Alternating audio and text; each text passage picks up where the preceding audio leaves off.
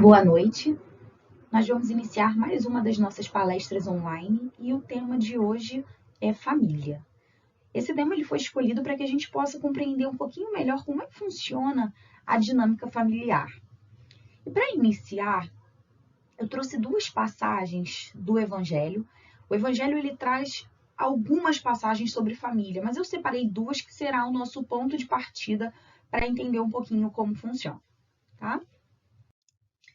Sabeis os mandamentos: não cometereis adultério, não matareis, não roubareis, não prestareis falso testemunho, não fareis agravo a ninguém, honrai a vosso pai e a vossa mãe.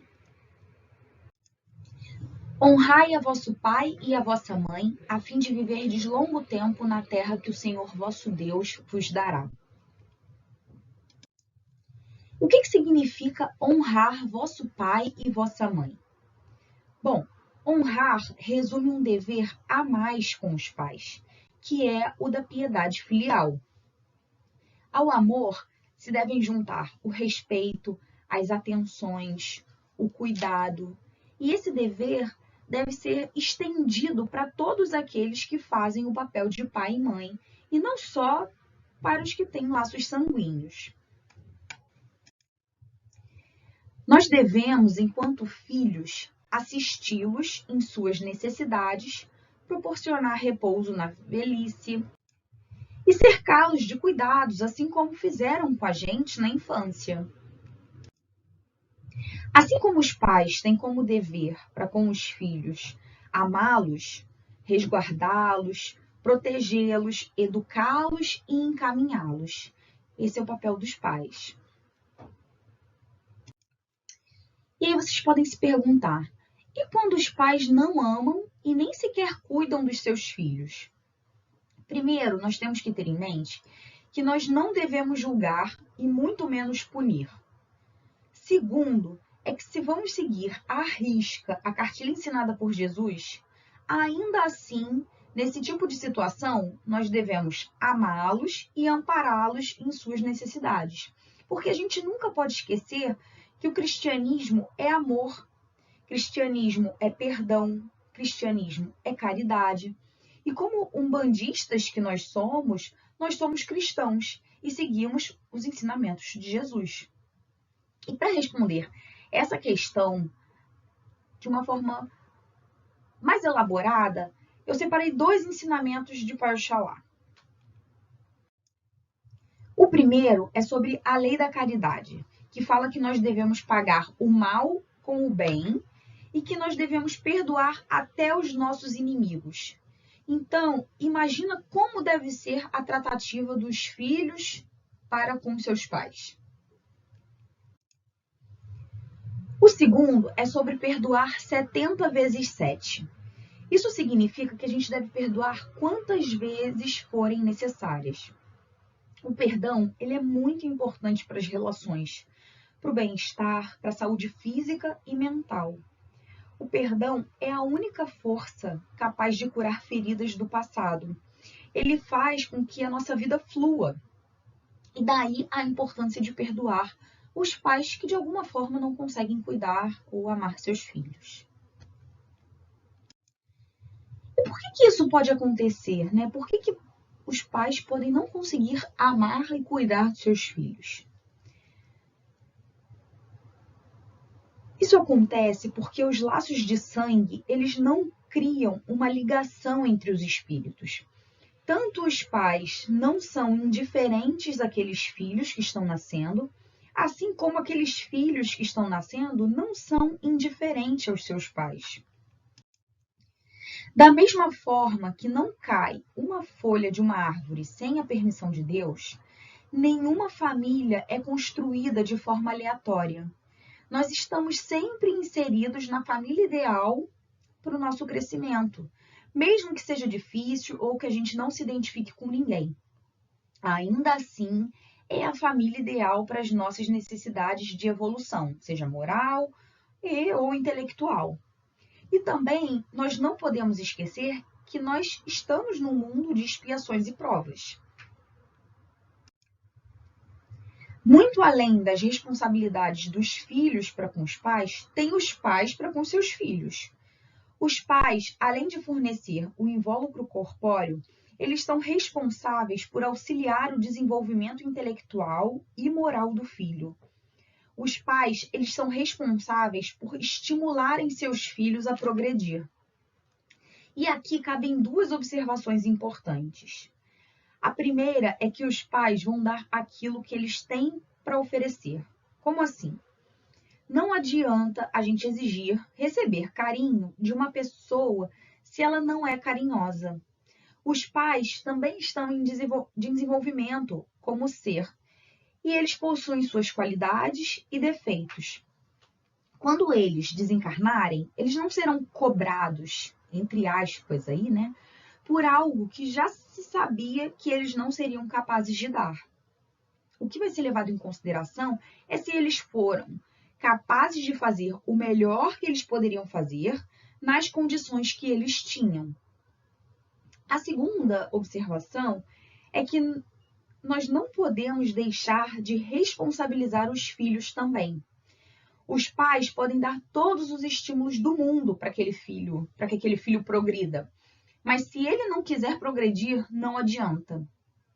Os filhos precisam aproveitar os estímulos dos pais, assim como eles também devem procurar por outras formas de estímulos, né, de se estimularem para se desenvolver.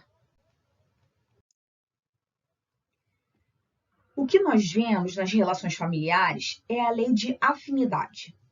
Então, tem famílias em que os encarnados, às vezes, até como parentes próximos, são, na maioria, espíritos simpáticos, ligados por relações anteriores, que se expressam por afeições e carinhos recíprocos na vida terrena.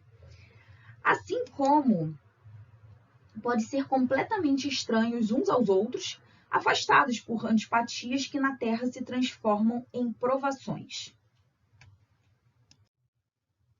Com isso, nós vemos que existem dois tipos de família: a de laços espirituais e a de laços corporais. A primeira, ela é durável e se perpetua no mundo dos espíritos. Na Terra, esses espíritos buscam se agrupar, assim como fazem no espaço, originando as famílias unidas e homogêneas. Eles se reúnem por sua analogia de gostos, a identidade do progresso moral e a afeição. E como essas famílias elas não trabalham somente por si, Deus permite que os espíritos menos adiantados encarnem entre eles, a fim de receberem bons conselhos e bons exemplos para o bem de seu progresso. Já a segunda família, ela é frágil como a matéria e ela se extingue com o tempo. Muitas vezes elas se dissolvem moralmente já na existência atual. Nela, há casos de repulsões instintivas que se observa de algumas crianças e que parecem injustificáveis. E nós não podemos recriminar a criança, porque não é à toa que isso acontece. O que pode acontecer é que a criança pode ter a intuição do passado de que uma ou outra, mãe e filho, já odiou muito ou que ele foi muito ofendido. E sendo assim, um ou outro veio para perdoar ou para expiar. Há também outra situação importante a ser citada: a responsabilidade dos pais na educação dos filhos. A criança, desde pequena, ela manifesta instintos bons ou maus, que se traduzem das suas experiências anteriores. Os pais têm a responsabilidade de combaterem esses instintos ruins. Eles não podem esperar que se criem raízes profundas. Os pais, eles devem agir como um jardineiro, que vai aparando os galhos e deixando a árvore com um formato harmônico, um formato formoso, como a gente escuta muito nos terreiros. E temos que ter ciência, como pais, que estamos preparados para isso, porque Deus não dá uma prova maior do que a nossa capacidade. E a melhor forma de um pai e uma mãe educarem seus filhos é através do exemplo. Se queremos que os nossos filhos sejam educados, íntegros, honestos, sensíveis, bondosos, nós temos que ser assim. É como a frase do caboclo que nós postamos esses dias no nosso Instagram: o dom da palavra é lindo, mas a sabedoria do exemplo em silêncio é perfeita. Ou, como diz o ditado popular, a palavra convence, mas o exemplo arrasta. O grande desafio na Terra é melhorar os relacionamentos. E é aí que estão pautadas as maiores lições e aconselhamentos de Jesus. E adivinha qual é o melhor lugar para começar a construir e harmonizar relacionamentos? É na família. A família existe para a gente aprender a dividir e para sermos fraternos. E esses são subsídios importantes para a nossa evolução. A família tem o propósito de fazermos ensaios de relacionamentos. E é através dela que nós temos a possibilidade de desenvolver o crescimento pessoal, assim como reajustar desacordos do passado. E por que há desacordos no ambiente familiar? Porque a convivência, ela desperta as tendências do inconsciente, do conteúdo que está no perispírito.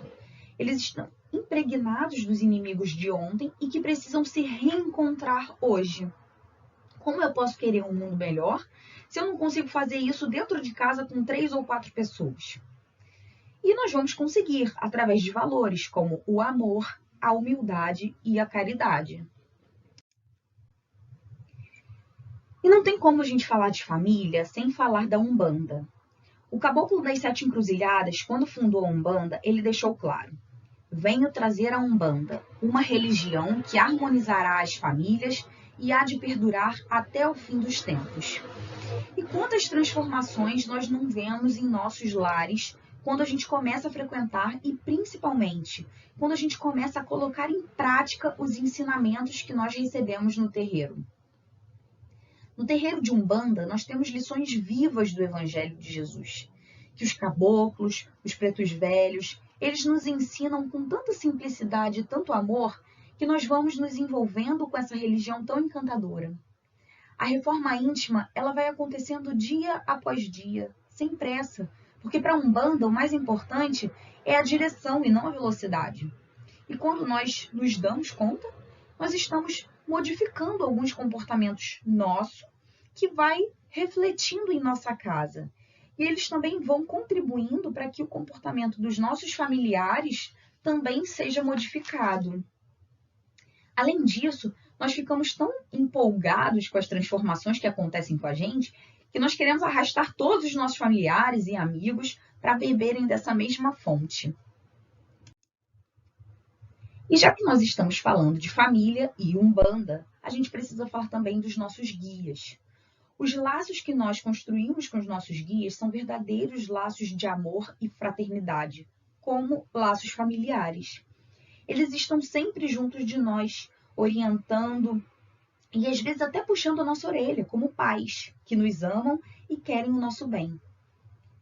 Porque eles são espíritos iluminadíssimos que trabalham na Umbanda e tem como base o amor. E quando você ama verdadeiramente, você quer o melhor para o outro, assim como um pai quer o melhor para o seu filho. Outro ponto importante para falar sobre Umbanda e família é que nós devemos ter o nosso terreiro como um verdadeiro lar e os nossos irmãos de corrente como verdadeiros irmãos. E eu não estou falando aqui só de aparências, não. Eu estou falando de sentimento fraterno verdadeiro. Eu estou falando que é necessário que você busque isso no terreiro que você frequenta e que você trabalha. É necessário que todos no terreiro convivam em harmonia, respeitando as diferenças. Bom, e para finalizar, nada melhor como a brilhante frase do grande Chico Xavier: família é um porto seguro no mar revolto das nossas existências.